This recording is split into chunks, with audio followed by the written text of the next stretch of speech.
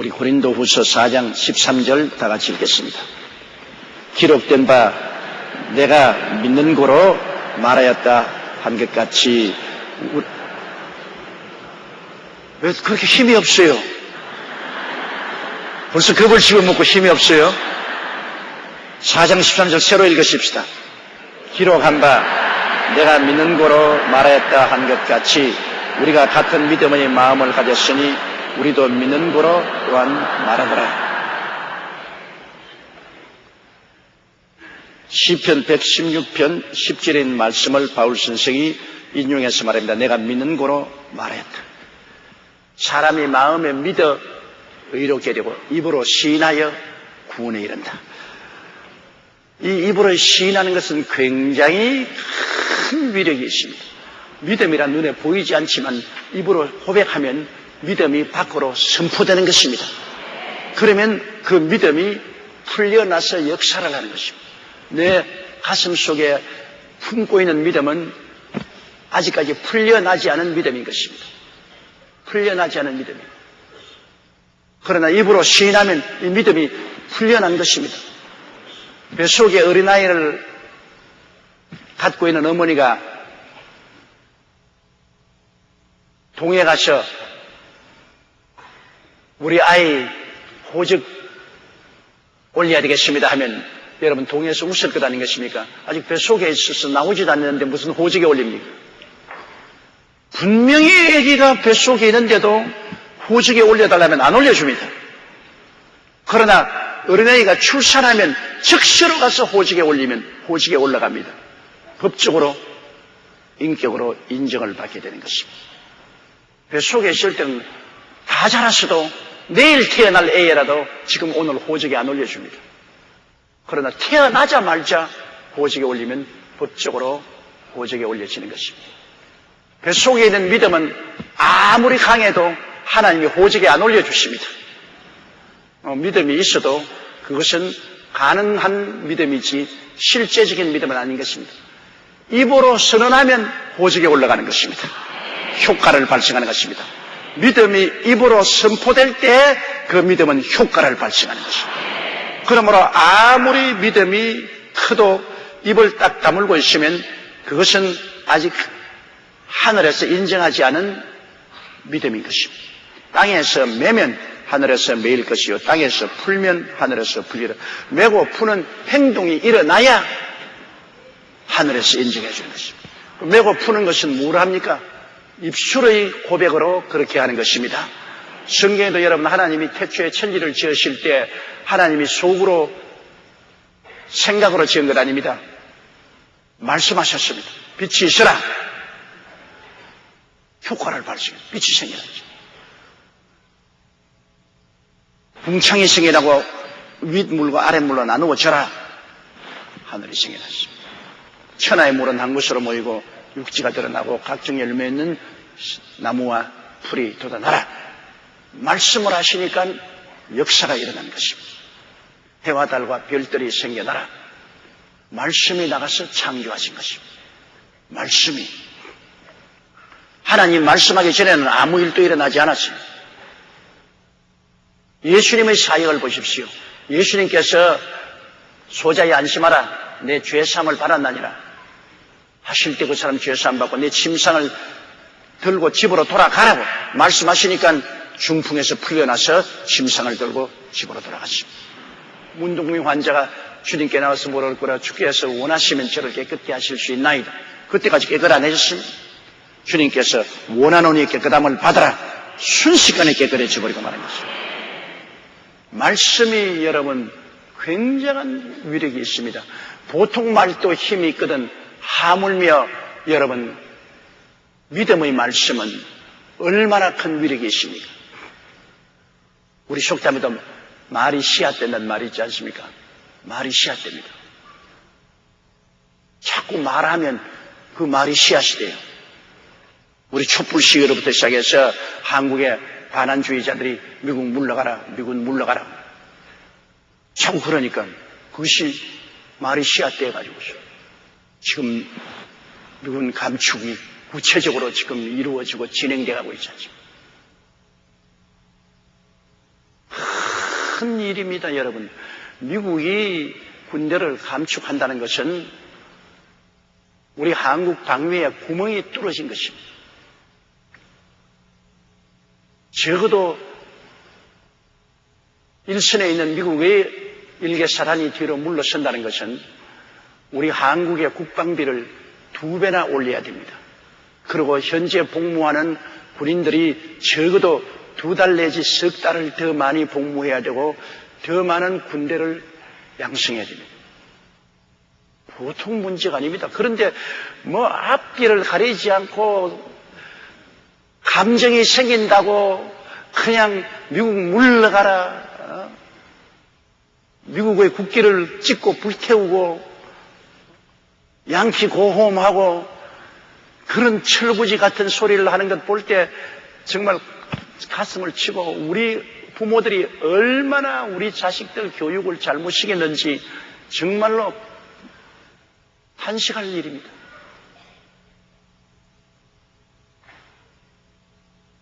지금 벌써 여러분 경제적인 한파가 불지 않습니까? 무디스라는 국제적인 평가회사가 와서 한국의 경제 상태를 절하평가했습니다.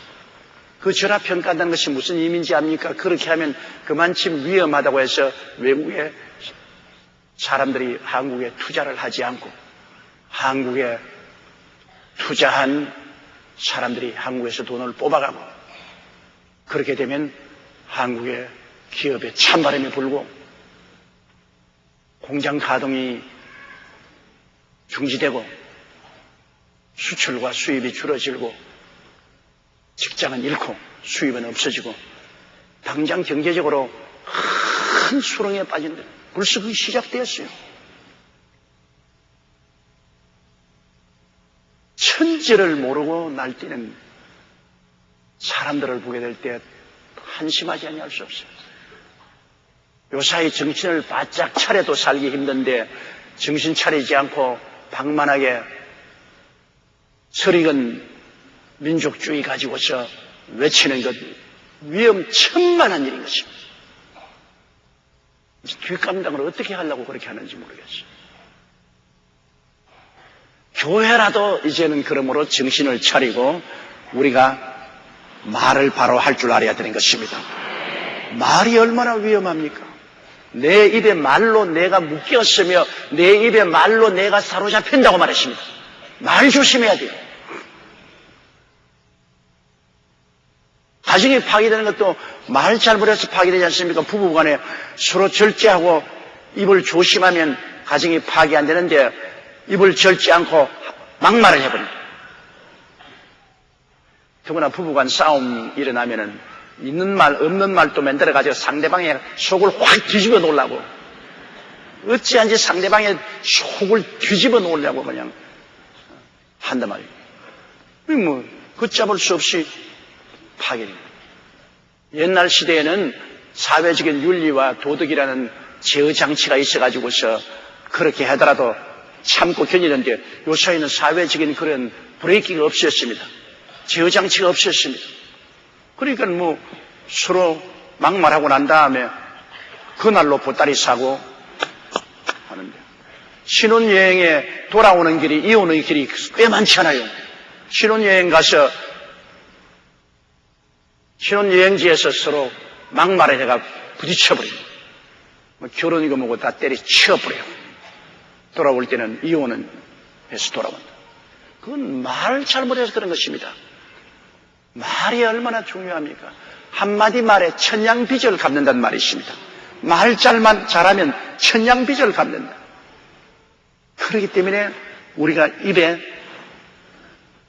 자갈을 먹여야 된다는 이유가 거기 있는 것입니다. 살고 죽는 권세가 혀에 있으니 혀를 사용하기에 좋아하는 자는 그 열매를 먹으려고 말하는 것입니다. 잘못 말을 하면 파괴의 열매를 먹을 것이고 잘 말하면 축복의 열매를 먹을 것입니다. 그러므로 우리 예수 믿는 사람들이 말에 극히 하나님 앞에서 조심해야 됩니다. 그래서 제가 늘 하는 말은 부정적인 말, 절망적인 말, 비관적인 말, 좌절적인 말 쓰지 마라. 그것은 결국 나가서 파괴를 가져온다. 긍정적이고 적극적이고 창조적인 말을 사용하라. 언제나 희망적인 말을 사용하는 것은 그 말은 그러한 분위기를 만들어내는 것입니다. 고치가 입에서 나오는 실로서 자기가 들어갈 고치를 만들지 않습니까? 누에가. 그처럼 우리 입에서 나오는 말이 실이 돼가지고서 우리가 살 수 있는 환경을 만들어내는 것입니다. 늘 나는 못 산다, 나는 안 된다 할 수 없다면 못 살고 안 되는 환경을 만들어가요. 누에가 자기 입에서 나오는 비단실로서 자기 고치를 만들어가는 것처럼 여러분 입에서 나오는 말이 여러분의 운명과 환경의 집을 만들어갑니다. 나는 늘 병들다, 나는 약한다, 나는 빨리 죽을 것이다. 그러면 그런 실이 나와가지고서 그런 집을 만들어가요. 누구 탓할 수 없어요. 내 입에 말로 내가 묶였으며 내 입에 말로 내가 사로잡혔다. 그러나 눈에 아무 증거 안 보이고 귀에는 아무 소리 안 들리고 손에 잡힌 거 없어도 긍정적으로 나는 주 안에서 할 수 있다 하면 된다. 해보자. 내 영혼은 잘 되고 범사에 잘 되며 강건하고 생명을 얻되 풍성히 얻는다. 그 말을 하면 그 말이 여러분의 고치를 만들어가는 것입니다. 여러분의 집을 만들어가요. 몸이 약할 때 항상 제가 채찍에 맞음으로 너는 나음을 입었다. 제가 채찍에 맞음으로 너가 나음을 입었다고 입으로 자꾸 시인하면 병이 있어도 건강의 집을 만들어가니까 병이 사라지게 되는 것입니다. 병이 있는 것은 부인할 수 없지. 이 땅에 사는 동안 병이 있지. 그러나 건강의 힘이 더 강하게 집을 지고 가니까 병이 쫓겨나가 버리고 마는 것이죠. 언제나 약한 자는 강한 자에게 쫓겨나는 것입니다. 그렇기 때문에 여기에 기록된 바 내가 믿는 고로 말하였다. 믿는 것과 말하는 것은 언제나 일치되는 것입니다. 내가 믿는 고로 말한다. 안 믿으면 말 못하지요. 불신앙이면 부정적인 말을 하죠. 긍정적인 신앙이면 긍정적인 말을 하죠. 기록된 바 내가 믿는 고로 말하였다는 것 같이 우리가 같은 믿음의 마음을 가졌으니 우리도 믿는 고로 또 말하더라. 믿는 고로 또한 말하더라. 따라 말씀하시죠. 내가 믿는 고로 말한다.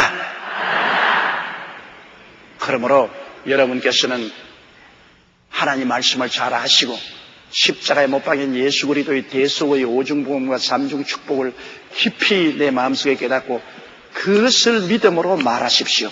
매일같이 십자가를 바라보고 주님의 대속의 은총을 믿음으로 그것을 입으로 시인을 하십시오. 그러면 땅에서 매면 하늘에서 매어지는 것입니다.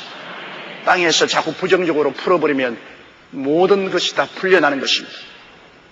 하나님을 원망하지 마십시오. 하나님은 여러분이 믿음을 시인하는 대로 말씀합니다. 내 믿은 대로 될지어다. 하나님이 내 믿은 대로 될지어다고 말 안 했습니다. 내 믿은 대로 될지어다.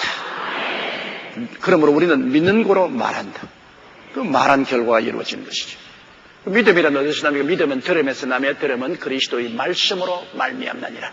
우리 하나님 말씀을 듣고 배우고 그 말씀을 통해서 우리가 믿고 우리가 말하면 하나님은 내 믿은 대로 될지어다.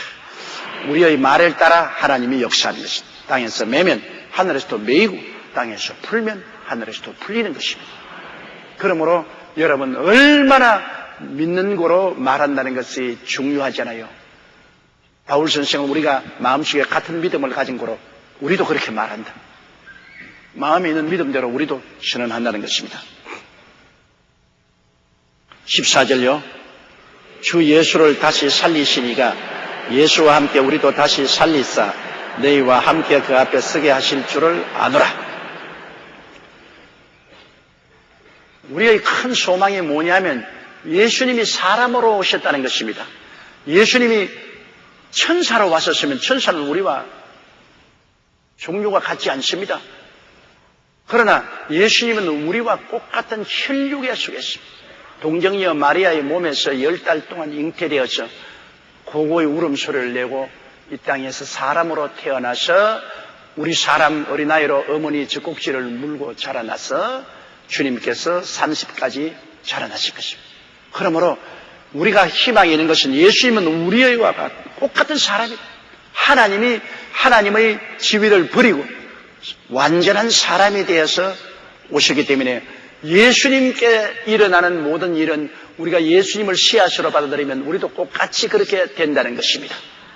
콩 심은 데 콩 나고 팥 심은 데 팥 난다. 맞아요? 틀려요? 콩 심은 데 팥 나고 팥 심은 데 콩 난다. 틀렸죠? 그러면 예수님을 심은 데는 누가 납니까? 예수님이 나죠. 아담으로 심은 데는 아담 자손이 생겨납니다. 뭐 아무리 수양과 도덕을 닦고 아무리 노력을 해도 아담의 자손으로 심은 자는 아담의 자손으로 태어납니다. 그러나 예수 그리스도를 우리 마음속에 믿음으로 모시들어서 예수로 심으면 예수로 태어난다. 예수님은 우리 생명의 씨앗인데, 그러기 우리가 희망이 있는 것은 예수님 우리와 똑같은 사람으로 오셔서 우리 사람대로 살았습니다. 여름에는 덥고 겨울에는 춥고 예수님 피곤하셔서 쉬기도 하고 배고파 잡수시기도 하고 화장실도 가시고.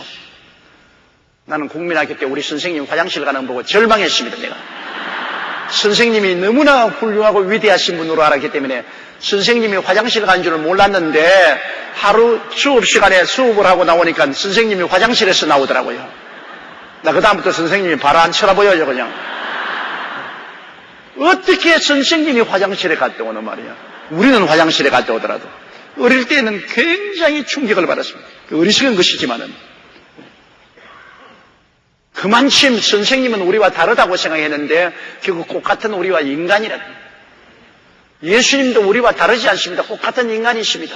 그래서 우리 눈앞에 보는 대로 예수님은 십자가에 못 박여서 온갖 고초를 당하시고 우리가 보는 앞에서 죽으셨어요. 우리가 역사적으로 보는 앞에서 무덤에 들어가셨는데 우리가 보는 앞에서 사흘 만에 살아 일어나셨습니다. 그래서 예수님을 보니까 죽고도 살아나고 영생이 있는 것을 알게 되는 것입니다. 사람들이 너 천당 가봤냐? 있는지 없는지 어떻게 아느냐? 그런 말 많이 하지. 우리는 아직 죽어본 경험이 없기 때문에 천당에 있는지 없는지 직접 우리가 증명 못하지만 우리와 똑같은 예수님께서 죽었다가 부활하신 것을 볼 때 우리는 천당에 있는 것을 아는 것입니다. 죽어서 어떻게 사느냐? 우리는 모르죠. 체험 안 했으니. 그러나 우리와 똑같은 예수님이 죽었다가 육의 몸이 변하여 신령한 몸으로 부활한 것을 우리가 너무나 잘 알고 있기 때문에 예수 그리스도를 씨앗으로 받아들인 우리는 그리스도와 함께 죽고 장사된다고 할지라도 함께 살리심을 받고 부활해서 영생 천국을 누리게 되는 것입니다. 그렇기 때문에 우리가 죽어도 산다는 것은 예수님이 증거인 것입니다. 예수님 없이는 죽어서 산다는 것 누가 증명할 수 있습니까? 우리 앞에서 확실히 역사적으로 사람으로 오셔서 사람으로 죽으시고 무덤에 들어갔다가 사람으로 부활하신 예수님이 우리에게 영원한 삶의 증거가 되십니다. 예수님이 확실한 증거가 돼요. 그렇기 때문에 우리들은 모든 죽음의 공포가 있음에도 불구하고 그를 극복할 수 있는 것은 예수님이 나의 주가 되시고 나의 증거가 되시는 것입니다. 그러므로 바울은 말하기를 주 예수를 다시 살리시니가 예수와 함께 따로 떨어져서는 안 됩니다. 예수 없는 사람은 죽으면 다시 산다는 보장이 없죠. 그건 아담의 자손들은 죽으면 지옥으로 가니까. 그러나 우리가 예수와 함께 우리도 다시 살리사 너희와 함께 그 앞에 서게 하실 줄을 안다. 그 신앙 고백입니다. 바울이 믿는 거로 나는 그렇게 말한다. 여러분도 믿는 거로 그렇게 말해야 돼요. 따라 말씀, 나도 예수님과 함께 살아나서 하나님 앞에 설 것이다. 그렇게 여러분이 입술로 고백하지. 제가 옛날에 한참 국내 부흥회 다닐 때 시골에 가서 부흥회 첫날에 제가 그렇게 물었습니다. 그때는 앞에는 이제 장로님이나 권사님들이 앉아있는데 제가 권사님 오늘 죽으면 천당 가요? 안 가요? 죽어봐야 알지요. 거의 그렇게 대답을 하더라고. 그때는 간다고 확신 있게 말하는 사람이 없고 죽어봐야 안다니까 이건 너무나 답답한 일이 아닌 것입니까? 왜? 지금 믿어야 그렇게 되는 것인데 지금 못 믿으니까 어떻게 돼요? 그러므로 여러분께서 오늘 이 시간에 믿는 거로 그렇게 말을 해야 되는 것입니다. 15절요. 모든 것을 너희를 위하여 하는 것은 은혜가 많은 사람의 감사함으로 말미암아 더하여 넘쳐서 하나님께 영광을 돌리게 하리 함이라. 바울 선생이 고린도 교회에 은혜가 있는 사람들은 다 바울을 위해서 기도하고 바울 선생을 믿음으로 후원합니다. 그래서 그 은혜를 받아가지고서 또 그 능력으로 많은 사람에게 복음을 전가하고 하나님의 은혜를 끼쳐서 하나님 영광을 돌리게 하는 것입니다. 복음 전가라는 것은 여러분 혼자 하는 것이 아닙니다. 저도 우리 국내에 선교도 하고 온천하 만국에 가서 복음을 전하지만 늘 내가 느끼는 것은 여러분이 많이 저를 위해서 기도해 주시는 그 기도가 제게 넘쳐와서 그 기도 덕분으로 은혜 덕분으로 또 다른 사람에게 은혜를 끼칠 수가 있는 것입니다. 저희 생일 때 직접 제게 인터넷을 통해서 축하를 해주시고 그 모든 인터넷 글마다 오래 살라고 말씀해 주신 여러분께 감사를 드립니다. 그리고 교회 사업을 위해서 끊임없이 기도해 드리고 있다는 그 말은 뭐 인터넷으로 그렇게 하신 분도 있지만 인터넷 할 줄 모르는 사람은 안 해도 마음은 다 같이 저를 위해서 기도해 주시고 계신 것을 알고 있습니다. 그러므로 여러분께 감사를 드리고요. 여러분의 그 기도 덕분에 오늘 또 서 있는 것입니다.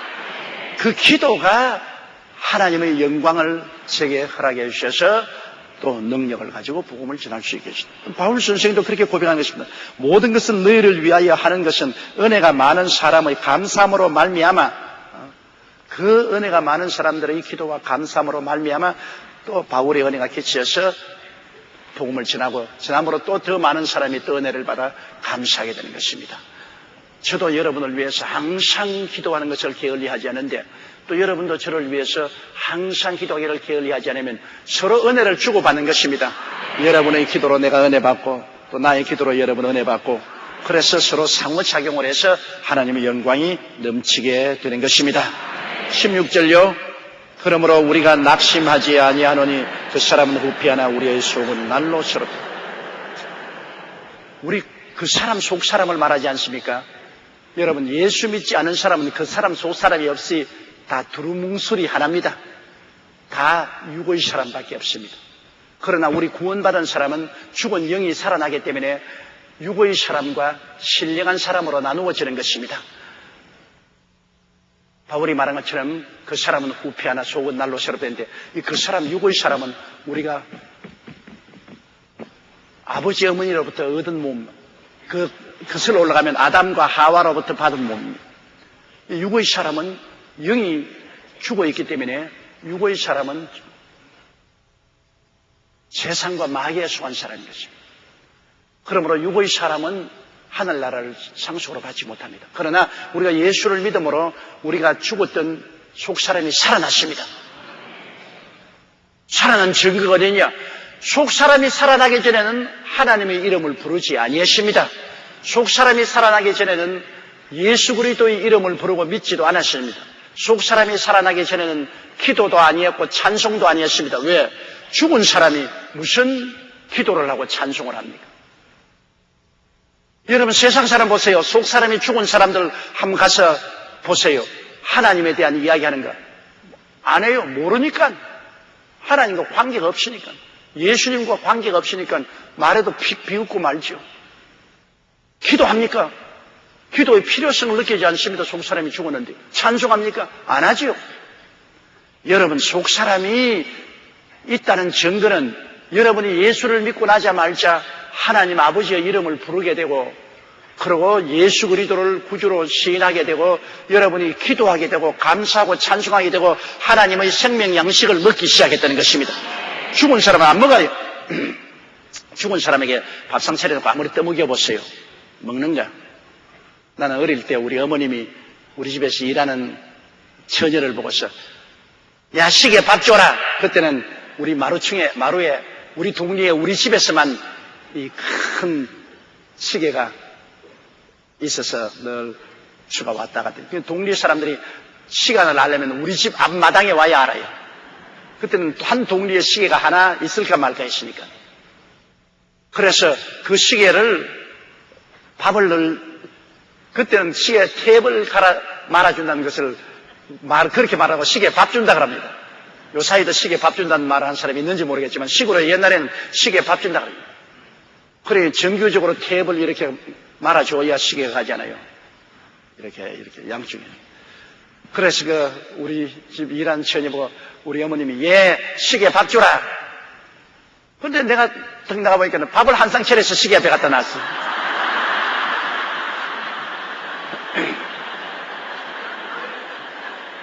그래 내가 엄마 제가 시계 앞에 한바탕 차려놓았어. 그러니까 걔가 하는 말이 왜 어머님이 시계 밥 주라 그래서 내가 한바탕 차려놨는데 안 먹지 않아 시계가. 시계가 왜 밥을 먹어요? 시계는 살아있는 존재가 아니니까 안 먹죠. 밥 아무리 차려도 안 먹어요. 여러분 죽은 사람에게 밥상 차려놔도 안 먹지 않아요. 제사 지내는 사람 아무리 차려놔도 조상신이 와서 먹습니까? 안 먹지 않아요. 조상신이 와서 왁삭왁삭 먹으면 그 다음부터 잘 안 차릴 겁니다. 왜 살았을 때 어떻게 잘 차려주었어요? 살았을 때는 잘 안 차리면서도 죽고 난 다음에는 제사한다고 잘 차린 것은 자기들 먹으려고 그렇게 하는 겁니다. 죽고 난 다음에 자기들 먹으려고 그래요. 실제로 와서 막 왁삭왁삭 먹어 제끼고 더 차려내라 그러면 그 다음부터 이거 경제적으로 어려우니까 많이 못 차리겠습니다. 그럴 것입니다. 안 먹는 걸 알기 때문에 어떠한 사람이 제사를 잘 지내는 방법으로 어떻게 했냐. 아버지 사진 들고서 시내 나가서 음식점에 가서 아버지 이 음식점에 왔습니다. 여기에 곰탕도 잡수십시오. 또 설렁탕집에 가서 설렁탕도 잡수십시오. 여기는 떡국집에 가서 떡국도 잡수십시오. 아버지 과시가면 안 됩니다. 집으로 돌아갑시다. 그러고 사진 안고 집으로 돌아갔다. 어떻게 그러시겠네. 집에 차려도 안 잡수고 시내 음식점에 가도 실제로 안 잡수니까 그렇게 하면 되지 않냐고 그렇게 했다는 말을 들었는데 여러분 죽은 사람은 안 먹습니다. 죽었기 때문에 왜 안 먹죠? 산 사람이 먹지 죽은 사람 먹어요? 그러면 영적으로 살았냐 죽었냐 알려면 영적으로 살은 사람은 성경 안 먹을 도리가 없어요. 영혼의 양식은 하나님 말씀이기 때문에 말씀을 안 먹으면 갈급해져서 배가 고파요. 그래서 먹어요. 직접 성경을 못 읽으면 여러분께서 주일날, 수요일날 구역 예배도 와요. 한 주일이라도 교회에 와서 말씀 안 들으면 마음이 그래서 견딜 수가 없어요. 그건 왜? 배가 고프니까. 그게 영혼이 살아있다는 증거인 것입니다. 그러나 영혼이 죽은 사람은 하나님 나라와 무슨 상관이 있어요? 주일 말씀 관계없어요. 수요일 공부도 관계없고요. 성경도 관계없습니다. 죽었는데 왜 먹어요? 그 영혼이 활발하면 육체도 건강하고 활발한 사람은 무엇이 잘 먹지 않아요. 병든 사람이 깨작깨작하지. 그러므로 여러분께서 말씀을 그냥 확 잘 받아 아멘으로 먹고 또 성경도 읽고 성경 공부도 하는 사람은 영적으로 생명이 활달한 사람인 것입니다. 그러나 말씀 듣는 동안에 자꾸 날 보고 절이나 하고 눈 감고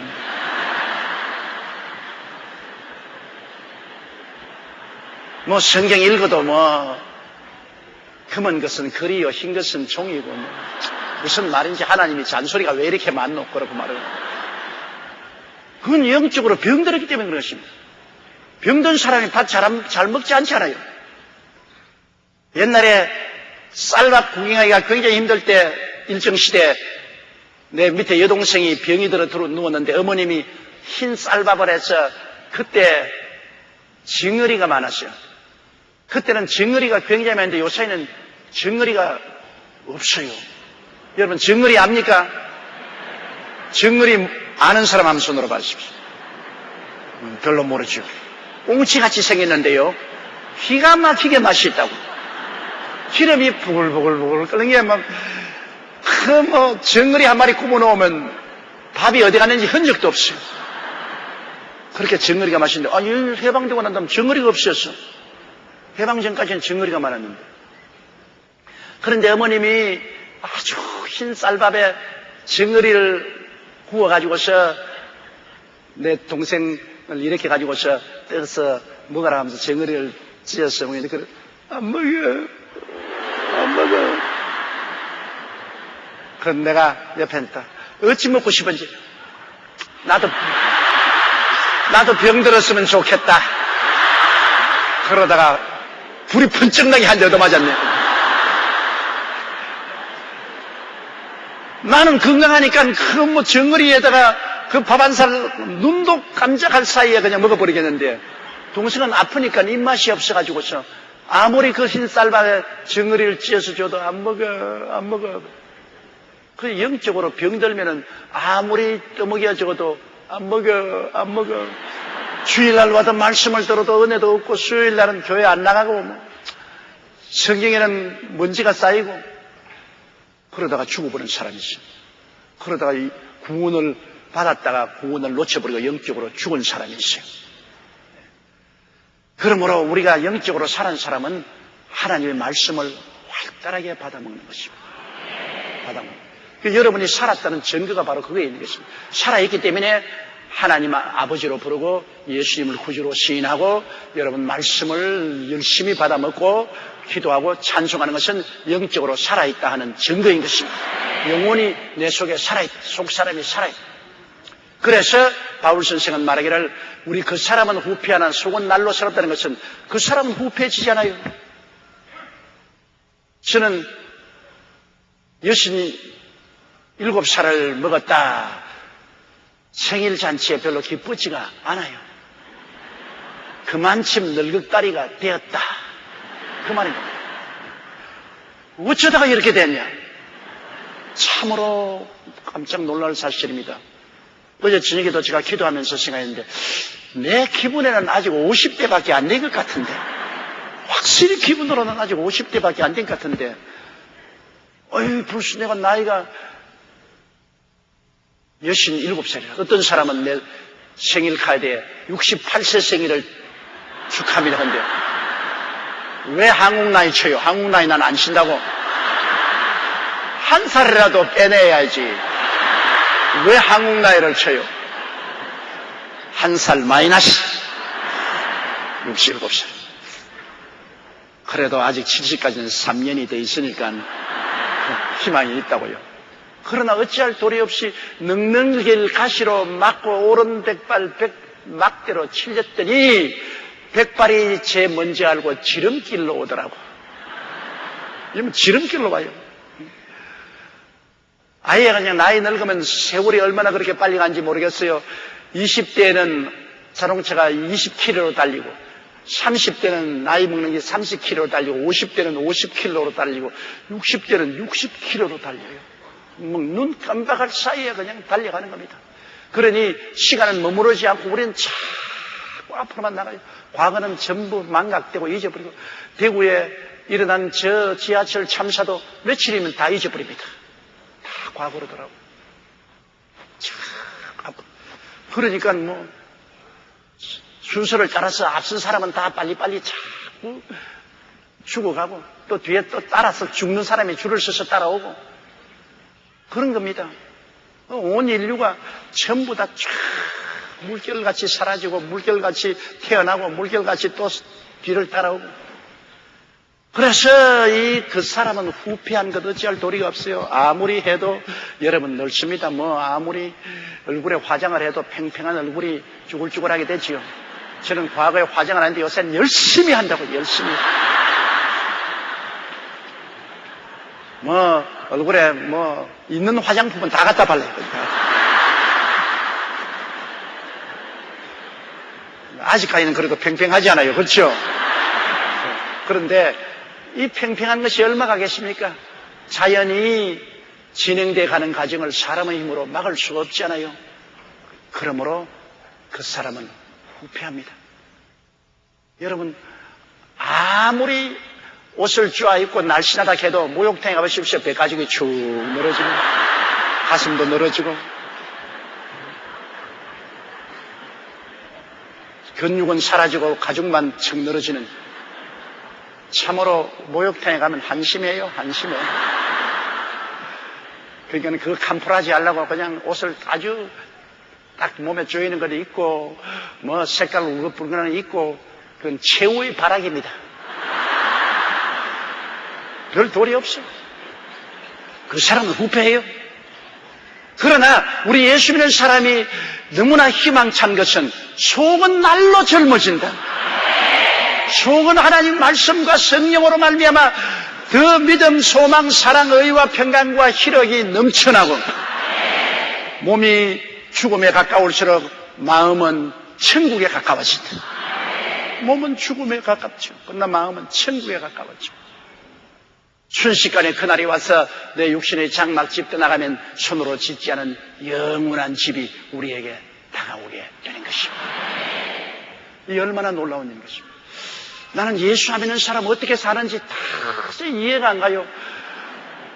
그 어떻게 사람이 이 세상에 살면서 언제 죽음이 다가오고 육신의 장막집이 무너질 줄 모르는데 그거 아무 관심도 없이 그냥 매일같이 땅만 바라보고 사는 걸 볼 때 참으로 안타깝기도 하고 희한하기도 해요. 죽음도 죽음에 대한 관념이 없어요. 죽음이란 필연적으로 다가오는 것인데 다가올 수도 있고 안 다가올 수도 있다면 모르겠지만 이건 필연적으로 다가오는 것입니다. 그런데도 불구하고 그를 위해서 준비하지 않습니다. 그리고 급속히 죽음이 다가오면 뭐 별 도리 없이 영원한 사망으로 떨어집니다. 그러나 우리가 예수를 믿고 준비된 사람은 그 사람이 후패하고 언제 죽음이 다가와도 나의 속 사람은 날로 새로워져서 주 안에서 부활의 몸을 가지고 영원한 천국에 들을 것이니 얼마나 할렐루야입니다. 그 사람은 후패하나 속은 날로 새롭더라. 그러므로 여러분 늙어가는 것 단식하지 마십시오. 그것은 자연의 법칙이고 우리는 또 하나님의 영원한 성령의 법을 따라서 속사람으로 태어났고 속사람은 날로 새로워지는 것입니다. 육의 자연 법칙은 늙어가도 영의 자연 법칙은 젊어지는 것입니다. 우리가 다 주 앞에 서게 될 때 주님의 형상으로 설 테니까 주님이 33세에 죽었다가 부활하셨으므로 우리가 다 그리스도의 모습으로 33세가 될 테니 얼마나 젊고 활기차고 좋을 것입니까? 우리 33세 천당에서 다 만납시다. 33살에 만난다고. 날 몰라보지 마세요. 그러므로 우리가 낙심하지 아니한다. 우리가 구원받지 못했으면 낙심할 만하지요. 그 사람은 후패하나 우리 속은 날로 새롭도다. 17절요. 우리의 잠시 받는 환난에 경한 것이 지극히 크고 영원한 영광에 중한 것을 우리에게 이루게 하리라. 참으로 환난 받기를 원치는 않으나 환난이 우리에게 좋은 일을 많이 합니다. 나는 저 일생을 되돌아볼 때 가장 나에게 다행한 것이 제가 17살에 폐병 걸린 것입니다. 그게 나에게 제일 다행한 일. 그때는 나에게 가장 치명적인 불행이었습니다. 한참 청운의 꿈을 품고 우리 다 공부할 때 그때 저는 부산공업고등학교 다니면서 나의 꿈은 우리 한국을 세계적인 기술 선진국으로 만들기 위해서 위대한 기술자가 되겠다는 것이 꿈이었습니다.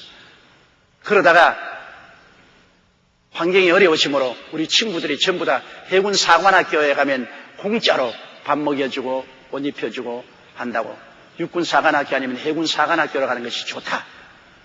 그렇기 때문에 나는 해군 사관학교 가려고 작정을 했습니다.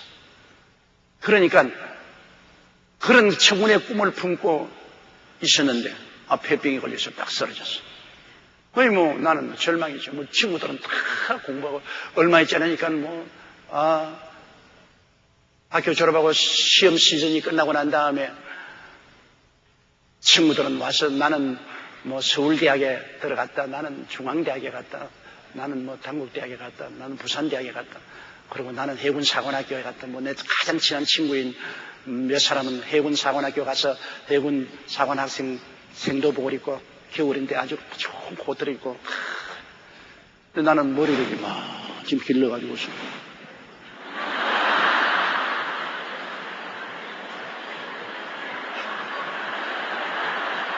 절망도 보통 절망이 아니었어요. 어디를 바라봐도 희망이라고는 하나도 없어. 몸은 좋아질 기약이 없죠. 그때는 폐병 걸리면 다 죽는 겁니다. 몸은 기약이 없죠. 친구들은 다 대학으로 가고 나는 사회 낙오자가 되어서 정말 해는 져서 어두운데 찾아오는 사람 없어. 밝은 달은 바라보고 눈물이 한없이 흘렀어요. 시골에 가서 앉아서 혼자 황혼이 지가는데 새들이 황혼을 향해서 날아가는데 나는 잔디바도에 혼자 앉아가지고 한없이 울었습니다. 아무리 울은들 무슨 소용이 있습니까? 그래가 그때가 속심해를 푼다고 유행가만 불렀어. 유행가 300곡을 불렀다고. 유행가 책을 갖다 놓고 불렀으니까 300곡을 불렀다. 내 인생의 가장 치명적이고 가장 절망적인 불행이 7살에 절망적인 폐병에 걸린 것인데 그 어두운 데 빛이 비친 것이 예수를 믿게 된 것입니다. 갈 때가 나는 무슨 감동을 받아서 예수 믿은 것이 아니라 갈 데가 없어서 믿었어요. 피할 길이 없어요. 그 길밖에 없어. 어디를 가도 피할 곳이 없어. 내가 그 절망에서 그래도 소망을 바라보고 숨을 쉴 수 있는 것은 예수 믿고 교회 가는 길밖에는 내가 갈 길이 없었어요. 사실은 갈 길이 없어서 제가 그 길로 걸어가서 그 다음에는 중생하게 되고 성령 받게 되고 신학교 들어가고 주의 종이 되었는데 지금 돌이켜보면 내게 일어날 수 있는 최대의 행복이 바로 그 폐병 걸린 것입니다. 그러니 사람이 여러분 절대로 현재를 바라고 낙심하지 말 것은 현재의 가장 큰 절망이 장차 가장 큰 소망이 될 수가 있다는 것입니다. 요셉이 형들에게 배반을 당하 17살에 애굽의 종으로 팔릴 때 그가 경험한 절망은 무엇이겠습니까? 애굽의 종으로 가면 다시 살아 돌아올 수 없는 가장 큰 절망이었어요. 그러나 그가 30대였을 때 애굽의 국무총리가 됐을 때 그 애굽으로 종으로 잡혀간 그 순간이 가장 큰 불행이 아니라 가장 큰 행복이었던 것입니다. 그러므로 하나님은 절망을 변하여 소망으로 만드시는 하나님인 것입니다. 악을 변하여 선으로 만드시는 하나님인 것입니다. 그렇기 때문에 우리가 하나님을 믿고 소망을 가질 수 있는 것은 절망적인 절대 절망을 절대 소망으로 바꿀 수가 있는 것입니다. 나는 폐병 안 갈려 했으면 나 예수 안 믿어요. 예수 믿을 집안도 아니고 예수 믿을 사람도 아닙니다. 나는. 그런데 그 고난이 나로 하여금 지극히 크고 영원한 영광에 참여하게 만들어 주셨어요. 그러니 폐병이 얼마나 고맙습니까? 폐병이 고마워요. 그러므로 예수 믿기 전에는 우리에게 다가오는 환난은 절망입니다. 우리를 도역질하고 죽이고 멸망시키는 일을 하겠지만은 예수를 믿고 나면 그 환난과 절망이 지극히 크고 영원한 영광을 우리에게 갖다 주는 것은 고난당함으로 말미암아 우리가 주님께 더 가차이 오게 되기 때문인 것입니다. 그 노래도 있잖아요. 큰 풍파 일어나는 것 세상 줄 끊음 일세 주께서 오라 하시면 내 본향 찾아가리. 큰 고난이 일어나니까 세상 줄이 끊어지는 것이지 세상 줄이 얼마나 묶여 세상 부귀의 영화 공명 세상 쾌락의 밧줄이 둥정 온몸을 묶어놨는데 그 세상 줄을 무슨 재간으로 끊는다 말입니까? 아무리 해도 세상 줄이 안 끊어지는 것입니다. 여러분 다 세상 줄이 척 끊겨서 복음을 듣게 된 것은 큰 풍파를 만났기 때문에 세상 줄이 끊어집니다. 세상의 풍파를 만나지 않고 자연적으로 예수를 믿게 되는 사람은 참으로 귀하지만은 별로 많지 않습니다. 목사 장로집 권사님 자녀로 태어나서 어머니 뱃속에서 예수 믿는 사람은 믿음이 강하지를 못하여 믿었는지 안 믿었는지 그냥 몸에 배어가지고 왔기 때문에 그러나 세상에서 큰 시험과 환난을 당하고 몸부림치다가 세상 줄을 툭 끊고 주님의 품에 안긴 사람은 믿음이 강해지는 것입니다. 세상의 쓴맛 다 보고 난 다음 그 세상을 등지고 주님께 나설 수 있는 그런 큰 전기가 다가오는 것이 큰 기쁨 아닙니까?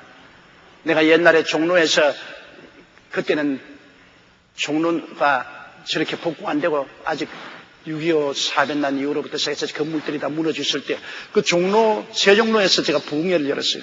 그 부흥회였는데 많은 사람이 와서 회개하고 병도 나고 하니까 부잣집 자녀로 태어나서 포스랗게 공부해서 목사된 분이 내게 안수기도 받으라더라고요.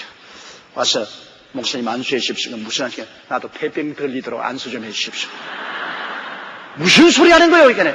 나는요, 예수 믿는 장로님, 권사님 집에서 태어나서 우리 아버지 어머니가 생활에 어려움이 없어. 나는 부스럽게 자라서 대학까지 나오고, 그 다음에는 또 교의 종대학교에서 신학교 가서 부스럽게 공부하고, 그러고 내가 목사가 되었었는데 할 말이 없습니다. 뭐 할 말이 있어요? 아무런 체험이 없으니까 내가 감격지고 눈물을 흘려서 기도한 적도 없고 찬송을 불러도 맹물에 자갯돌 삶은 것 같이 아무 맛도 없고 뭐 감격도 없고 그런데 목사님 설교를 들어보니 그렇게 억센 폐병에 걸려서 죽기 아니면 살기로 피를 토하고 부르짖어 기도하고 몸부림치고 그런 것이 있어야 하나님 살아계신 체험을 할 수 있으니까 나도 폐병 좀 들리도록 그렇게 기도를 좀 해주시고 그러고 난 다음에 죽지는 않고 목사님처럼 살아나도록 그렇게 기도를 해주셨어요. 여러분, 그렇기 때문에 반드시 우리가 환난과 공공과 시련이 나쁜 것 아닙니다. 이게 바울 선생이 말하는 것은 여러분 우리의 잠시 받는 환난의 경험입니다. 환난이란 끝없이 다가오지 않습니다. 밤이 오면 뭐가 또 옵니까? 새벽도 오지 않아요. 큰 태풍이 불어오면 그 다음에는 또 조용한 날도 다가오죠. 험한 길 걸어가면 또 평탄한 길 또 오는 것입니다. 환난이라는 우리 일생을 살면서 끝없이 환난당하는 건 없어요. 저희 짧은 생애도 저는 일본 1936년 말기에 태어났는데요.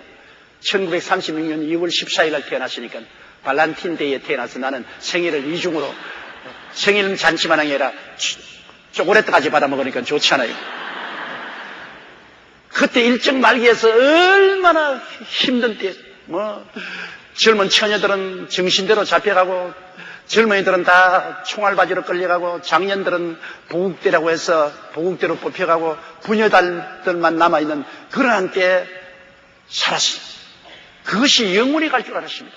왜냐하면 매일같이 일본 사람이 선전하는 것은 일본이 태평양 전쟁에서 늘 이긴다고 말해요. 방금 B-29가 떠대는데도 불구하고 일본이 이긴다고 그래서 우리는 일본이 이기는 줄 알았습니다. 그러나 그 환란 영원히 갈 줄 알았는데 그거 끝났잖아요.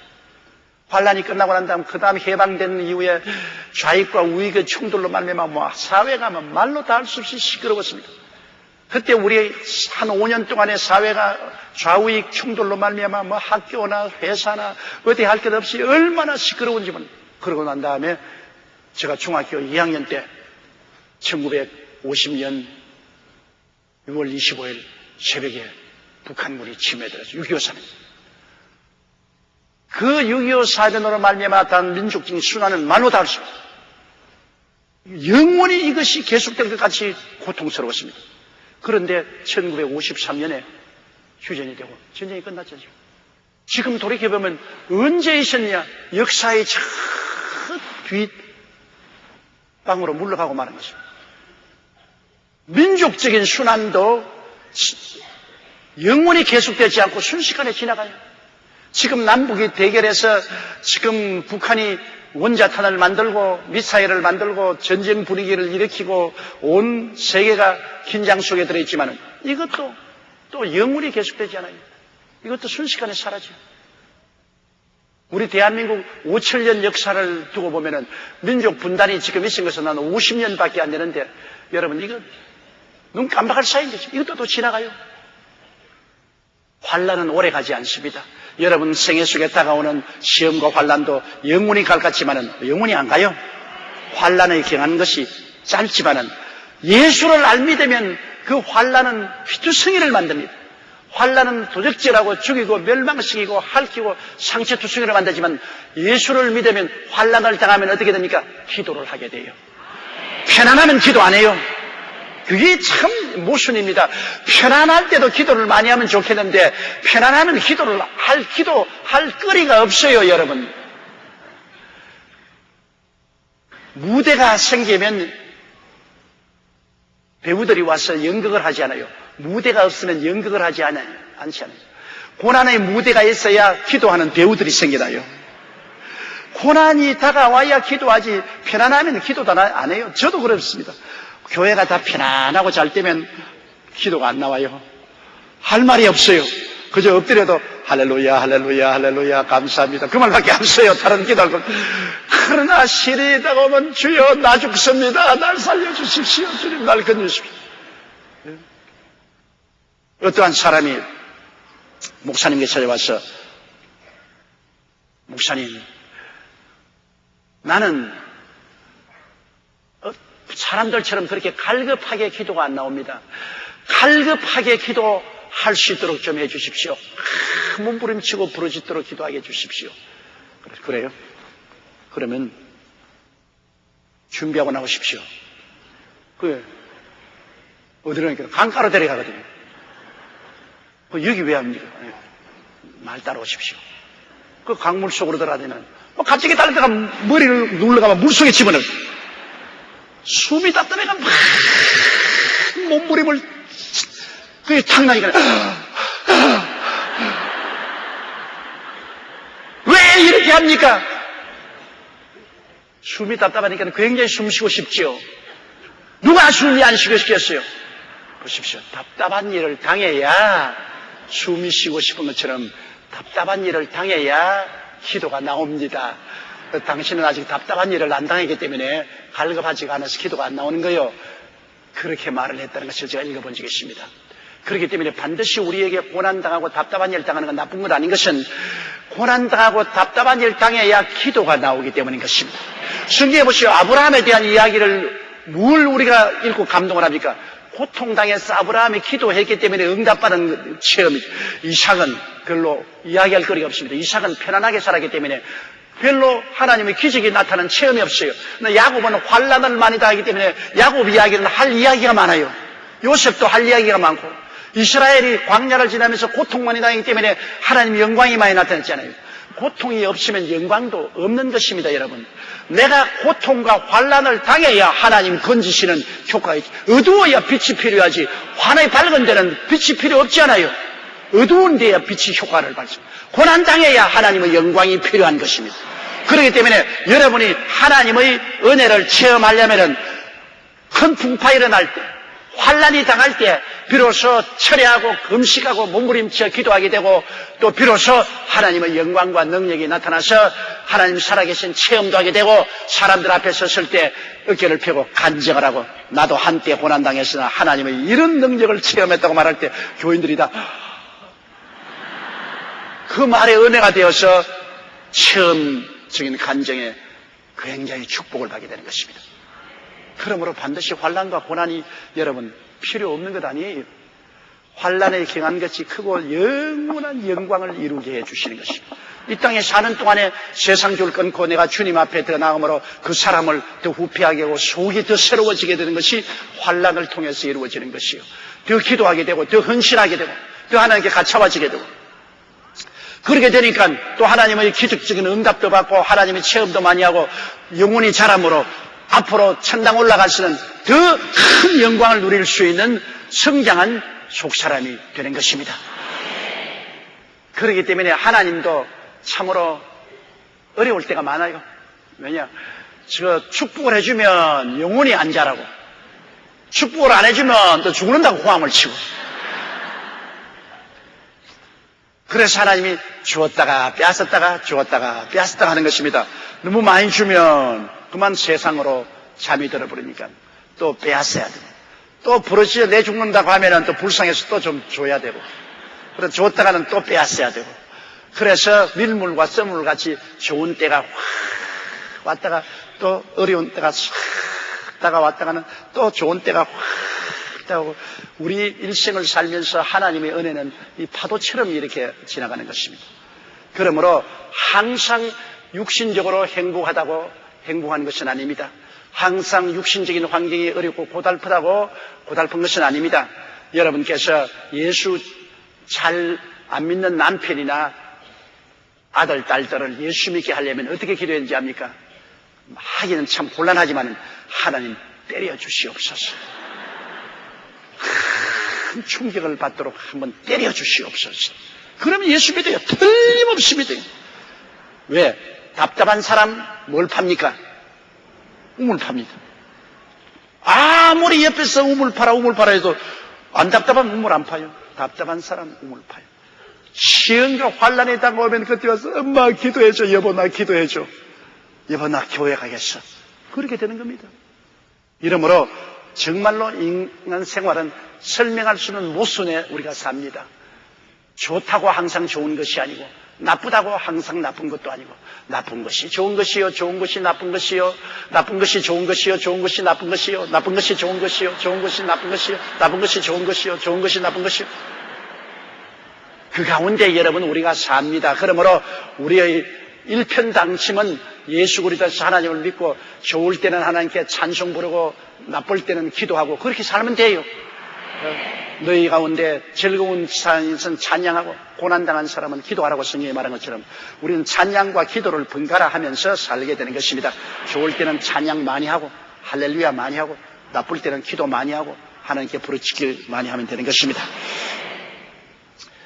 이 말씀은 참 좋은 말씀이니 여러분께서 고린도 후서 4장 17절은 외워놓으시기 바랍니다. 한번 따라 말해주세요. 우리의 잠시 받는 환난에 경한 것이 지극히 크고 영원한 영광의 중요한 것을 우리에게 이루게 함이니 이 말씀을 외워놓으면 여러분의 신앙생활에 크게 위로가 될 것입니다. 그 18절까지만 우리가 하십시다. 18절 읽으십시다. 우리의 돌아보는 것은 보이는 것이 아니요 보이지 않은 것이니 보이는 것은 잠깐이요 보이지 않은 것은 영원한 것이니 우리는 보이지 않는 세계 속에서 삽니다. 소위 말하면 육신에 보이는 세상은 3차원의 세상입니다. 3차원의 세상은 여러분 감각적인 세상이요 이론적인 세상입니다. 그러나 우리가 사는 세상은 4차원적인 영적인 세상입니다.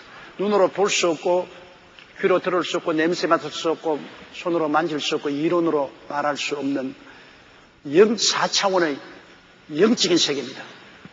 태초에 하나님이 천지를 창조하시니라. 이것은 감각적으로 여러분 느낄 수가 없는 것이 이론적으로 증명할 수 없습니다. 3차원적 세계로 볼 때 우리 감각적인 이성적인 세계로 볼 때는 성경 전체가 흑우입니다. 거짓말투성이라고 말합니다. 웃기는 소리 합니다.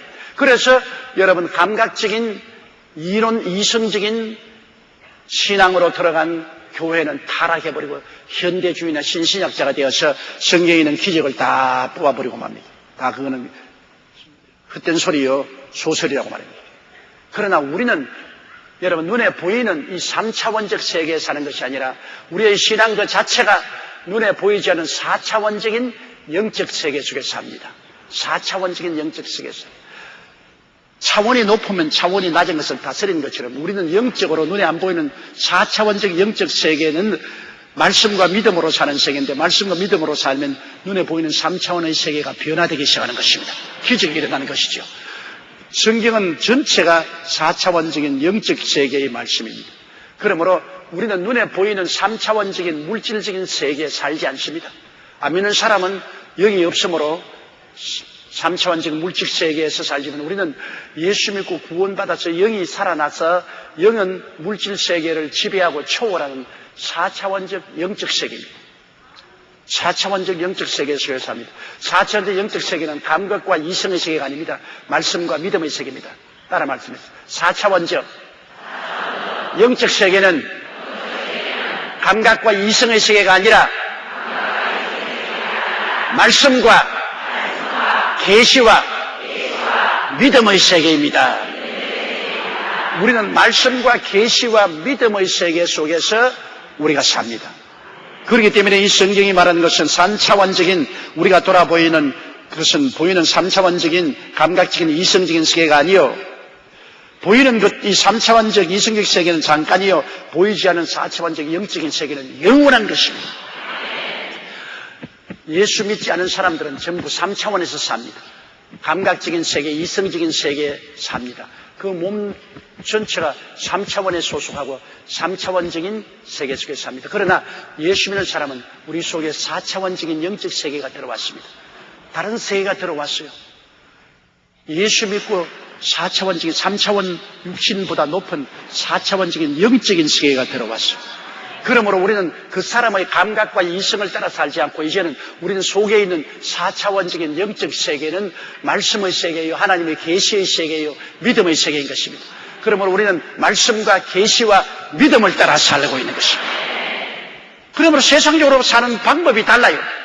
세상은 여러분 감각적이고 이성적으로 경험적으로 살지만 우리는 그렇게 살지 않습니다. 3차원적인 세계에 살지 않고 4차원적 영적 방법으로 삽니다. 우리는 말씀으로 살고 하나님 계시를 따라서 살고 우리는 믿음으로 사는 것입니다. 3차원의 세계는 다 없어질 것입니다. 그러나 4차원적 영적 세계는 영원히 있을 것입니다. 보이는 것은 잠깐이요 보이지 않는 것은 영원한 것입니다.